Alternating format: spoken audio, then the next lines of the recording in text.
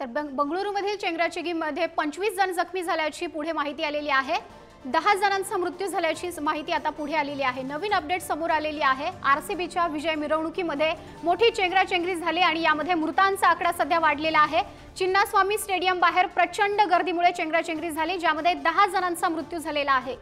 मृतांचा आकडा वाढलेला आहे तर जखमींचा सुद्धा आकडा वाढलेला आहे। 25 जण जखमी झाल्याची माहिती आहे तर 10 जण हे मृत्यू झाल्याची माहिती सुद्धा आता पुढे आलेली आहे। नवीन अपडेट समोर आलेली आहे। या चेंगराचेंगरीमध्ये आतापर्यंत 10 जणांना आपला जीव गमवावा लागलाय तर 25 जण जखमी झाल्याची माहिती समोर आली आहे।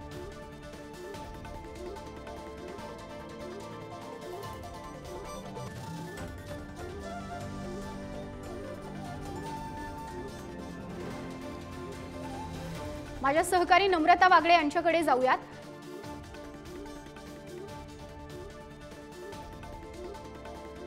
नक्कीच धन्यवाद। बंगळुरू मधली ही दुर्दैवी घटना, बंगळुरू मध्ये आरसीबीच्या विजय रॅली मध्ये हे स्टॅम्पीड झालेलं आहे, ही चेंगराचेंगरी झालेली आहे।